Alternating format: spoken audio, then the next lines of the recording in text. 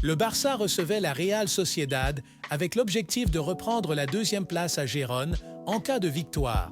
Les Blaugrana ont ouvert le score grâce à Lamine Yamal avant la pause, avant que Rafinha ne double la mise sur penalty en fin de match. Le Barça redevient dauphin du Real Madrid, à 3 journées de la fin.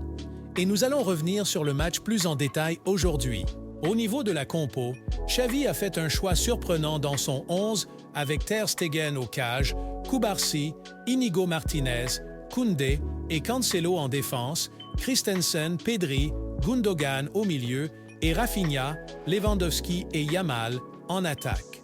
Il explique que l'absence d'Alaouro dans le 11 est due au fait qu'il veut faire tourner, mais c'est le seul qui démarre sur le banc. Je pense que c'est surtout dû aux rumeurs de transfert à son sujet. Franchement, le message de Xavi pour Alaouro est terrible. Il le sort pour le dernier match important de la saison, alors que les rumeurs de vente sont de plus en plus fortes. Pour moi, il n'y a pas de hasard. La partie n'a pas démarré de la meilleure des manières, bien au contraire. Pendant un très long moment, les deux équipes se sont neutralisées, ne donnant rien de plus que des possessions stériles. C'était vraiment un match ennuyant. Parfois débordé par Geraldo Becker, Pau Cubarsí a laissé quelques opportunités à l'attaquant de venir tromper Marc-André Ter Stegen, plutôt vif sur ces quelques occasions. La première vraie occasion barcelonaise a pris 38 minutes avant de montrer le bout de son nez avec une frappe lointaine de Rafinha qui s'est finalement écrasé sur le poteau. Puis, avant la fin de la première mi-temps, Lewandowski envoie Gundogan en profondeur qui le décale intelligemment pour Yamal, qui n'a plus qu'à finir. Les occasions dangereuses de la Sociedad auront toujours été ces ballons en profondeur pour Becker. Heureusement pour nous, il n'aura jamais trouvé le chemin des filets. Les joueurs vont continuer à se créer des occasions comme ici, avec cette frappe de Rafinha qui passe au-dessus du cadre, ou alors celle-ci qui est bien gérée par le gardien. En fin de match, il va tenter un coup franc qui va échouer sur le mur. Fermin va vouloir réceptionner le ballon pour tirer, mais ça va toucher la main de Lenormand et les joueurs vont gagner un penalty, qui sera tiré par Rafinha et qui va permettre au Barça de s'imposer 2-0 à domicile. Pour les points positifs de ce match, on remercie Lamine Yamal de nous offrir autant de plaisir sur des matchs sans enjeu après une mauvaise saison.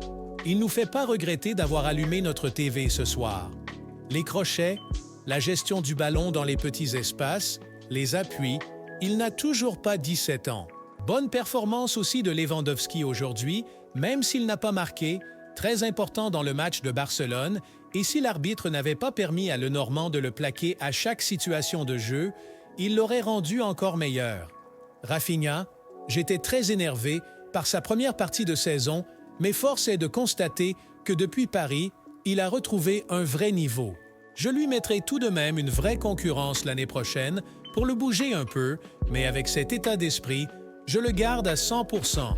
Dans les points négatifs, il y a la gestion de Xavi. On peut aussi très bien comprendre qu'il ne veut pas de Roque, car avec toutes les polémiques, il a quand même fait rentrer Ferran Torres. Il n'y a pas un match où il n'a pas sa chance. Par contre, Roque n'en a aucune. Tu détruis psychologiquement un jeune de 19 ans qui avait pour rêve de jouer au Barça. C'est triste. Aujourd'hui, Oriol Romeu, Sergi Roberto et Ferran sont rentrés. Pas Roque, pas Félix, pas Alaouro. Xavi avait quelques messages à faire passer. On a aussi le milieu de terrain. Dans les points négatifs, franchement, pas fan de ce milieu de terrain aujourd'hui. Les relayeurs Rafinha et Gundo sont bien trop hauts, ils se cachent, collent à la ligne défensive au lieu de venir aider dans les sorties de balles. Pedri est très seul pour faire le jeu. Vouloir attaquer la profondeur, c'est bien, mais avant, il faut créer l'espace que tu veux attaquer. Pour cela, il faut trouver tes joueurs dans l'entrejeu, attirer la défense, mettre en profondeur avec des courses croisées de tes relayeurs ou de ton neuf. Et c'est pour cela que je mets aussi Pedri dans mes joueurs décevants. Certes, il a un pourcentage élevé de passes réussies, mais je m'attends plus à ce qu'il casse des lignes et pas que des contrôles, passe, contrôle, passe. Je suis exigeant avec, car je sais qu'il peut faire beaucoup mieux. Individuellement aussi, Cubarsí a vécu un match assez compliqué. Geraldo Becker lui a fait vivre un enfer. En soi, l'équipe depuis le maintien de Xavi, c'est affreux. C'est le Barça avant l'annonce de sa démission. J'espère que ça va évoluer. Jeudi soir, les joueurs se déplaceront à Almeria pour conforter leur deuxième place en Liga. C'est tout pour la vidéo du jour. Pense à liker, donner ton avis en commentaire et à t'abonner pour ne louper aucun débrief sur le club. Et n'oubliez pas, Visca Barça!